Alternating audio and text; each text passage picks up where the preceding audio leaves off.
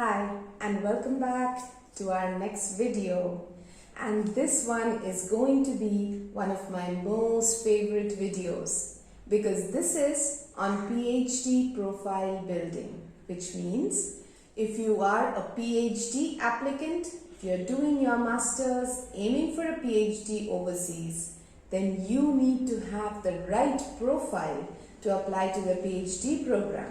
And I, in this video, will be talking all about that.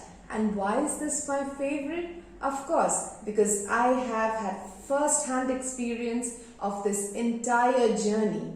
I have applied to the program, I have gotten accepted, I have completed my PhD, and here I am back in a full circle and now telling you about various aspects of profile building from such first-hand experiences. So I'm really excited, and I hope so are you, to watch this video.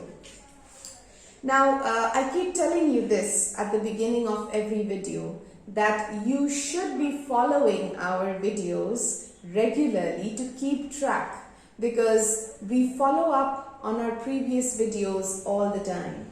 So you need to keep track by means of subscribing, liking, and following us. So I'm sure that you're doing that for valuable inputs and information on your journey overseas. Okay, so let me tell you a few things to get this started. A basic understanding of two things which are very, very important. Now, what are those two things? First of all, when you are aiming for a PhD abroad, of course you sit and wonder, okay, so will I get into that program? So what decides that? What decides the success of the numerous students who actually get into these very highly valued PhD programs? So here I'll start with two basic things which you need to consider. One is, you need to understand what you are getting into, what to expect from the program. So first of all, you need to understand where your interests lie and whether what you are trying to get into is very well aligned with your interests, A, and background, B. So your background should also match what you are getting into. And by background, I mean academic and research background. So once these two are aligned, then of course what you're expecting from the program is also a lot more. And interestingly, this PhD program is a fully funded program, which means you're studying for free. And not just that, I mean, you do not have to pay tuition, fine, fair enough, and you're also getting paid in addition to that, but with a monthly stipend. Of course, the payment comes against something or the other, like it can be a teaching assistantship, it can be a research assistantship, it varies, but you are getting paid. So yay, so much fun, right? And you are getting to do what you love. You've already determined that, right? So I'm going for this program that I absolutely love. It can be computer science, molecular biology, ecology, anything in the arts also, sociology, psychology. So I'm really excited to do research in this field. I'm doing it for free and I'm getting paid. So such a fun program, right? Yes, you are right. But then when a program has so much to offer, of course it is expecting something from you. So that is also true. Now, what are they expecting? That is where our question lies, isn't it? So that is where we keep wondering, okay, am I competent enough? So can I get into this program? So these are some of the things that we keep wondering, and then we get intimidated, and then we think, no, probably we are not good enough for this program, and so we just back off without actually giving it a chance. So let me give you a few insights into what makes a good background for PhD. And this includes a number of things, but key and most important factors are two. One is your academic background. So as I said, quality and quantity here matters. Quality in the sense what you have studied is aligned to what you want to do your research in. That is one. And the second aspect that you need to look at is what you have studied, what grades you have got is good enough for the program. Of course, you can say grades are not always a good indicator, but they kind of are, because they kind of suggest your preparation, your foundational preparation in that particular subject. Because mind you, when a program accepts you into the PhD degree, they are not willing to train you in the basics. They feel that you should already have that kind of training. So unless and until you demonstrate that by means of your grades, you are usually not accepted into the program. Now, what is a good grade? That's a good question. I'll come to that a little later. Let me go over to the other factors that matter. And that is, the other thing is research experience. And I cannot stress enough on that.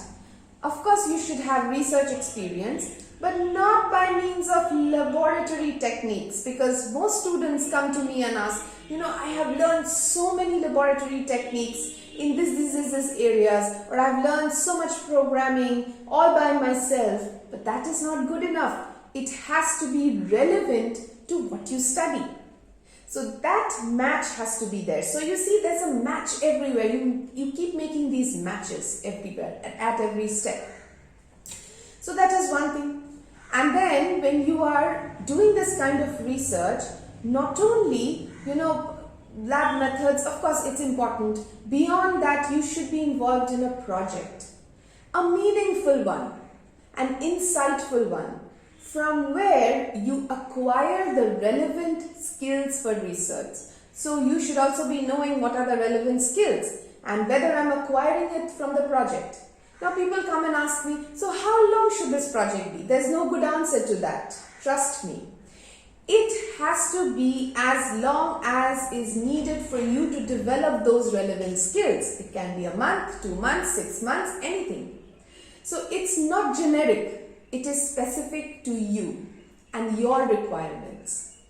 And then some people come and ask me, it's a very common question, so how many projects should we do? Again, there is no good answer.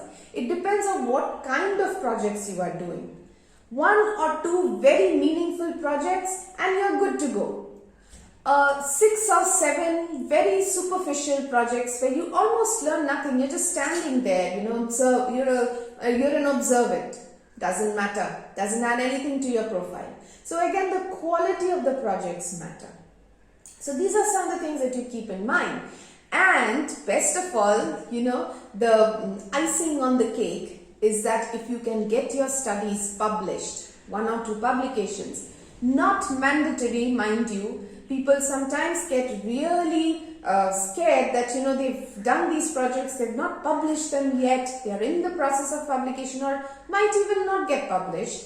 That's fine, you can still move on. But, if it gets published, it just goes on to show that you are conversant with research writing, literature search and all of those nitty-gritties of getting your work published. Because publication is very important as a PhD student. You will not be allowed to graduate from a PhD degree unless and until you publish. So just keep that in mind. But don't get scared. Everything can be well organized and well planned if you give it time. So please remember, if you want to apply to a PhD program, please have enough time in your hand. And by enough time, I mean at least 1.5 years before the start of the program. That is when you should start your preparations. It allows you for enough space and time to fully develop your profile and make yourself look competent for the program. It is a very competitive program. They are offering you so much, so they are going to scrutinize and evaluate your profile to a great extent till they give you that admit. So you should be fully prepared. But don't get scared. It can be done in a very gradual manner in a very comfortable manner as long as you have it all planned. Okay. Now, I had promised you a little thing that I talked about before. It was about the academic grades. So, I had told you I will tell you what is a good grade and what is not. Well, again, there is no proper answer to that. No surprise, right? This is all I've been saying, but there isn't really, because a good grade is very relative. It depends on your university's grading system, your grades in comparison with your peers, where you're placed in your class, and things like that. So they know all this from years of experience, years of evaluating students from these very standard universities. And of course, it also matters from which university you have graduated, which should be an accredited university. That is most important. And of course, the grading system is also important. So just the face value of a grade doesn't really matter. You can say that, I got a 9 grade and, my friend has a 6th grade, so my friend doesn't stand a chance. No, maybe you belong from 2 different universities. So that really matters. But of course, if you're in the same class and same university, same batch, same every other condition, then of course you stand a better chance. No doubt about that. So you need to be very careful, very well aware of what you are expecting from your own self in terms of grades, and then try to achieve it. So this is just one piece of advice I wanted to give you. But coming back to time, so whenever you start early, start with good guidance, because if you are just diving into this deep ocean of profile building and applications, you may land up in the right place, and I definitely hope you do. But you may lose your way also. So in that case, again, eventually you may land up there, but you might end up losing a lot of time in between. And in worst case scenarios, you may not land up anywhere. I'm not trying to scare you again. I'm just saying, whatever decisions you make, whatever steps you take, make sure these are informed decisions, informed steps, and you know where you are headed. So for this, we are here to guide and advise you. If you have any questions regarding this matter, please feel free to type in the comments, and keep following us for various kinds of advice and updates which will come later on. After we finish our profile building series, we are going to take up some other series, and then if I find some questions which are being repeated too many times, I will address them also in one of my videos, even if it is outside of a series. So keep following, keep questioning, keep coming to us for advice and guidance, and I hope to really see you in the future to really try to help you get there towards your dreams into a PhD program, as we have helped numerous students like you before, and trust me, we have had a wonderful success rate with PhD students, unthinkable, almost 100%. I said almost because some students decided not to follow through for various reasons, family, time and otherwise. But if you are really following through with our advice, it is 100% success as and when we say so. And in fact, our evaluation of you and the entire process is so unbiased that in the very beginning we do a detailed profile analysis of yours and tell you whether this is feasible or not, even before you enroll with us. And if we feel it's feasible, only then we ask you to enroll, and then you do so, and then we guide you in the proper direction, and your success is ensured. So come on, what are you waiting for? Come on, enroll with us.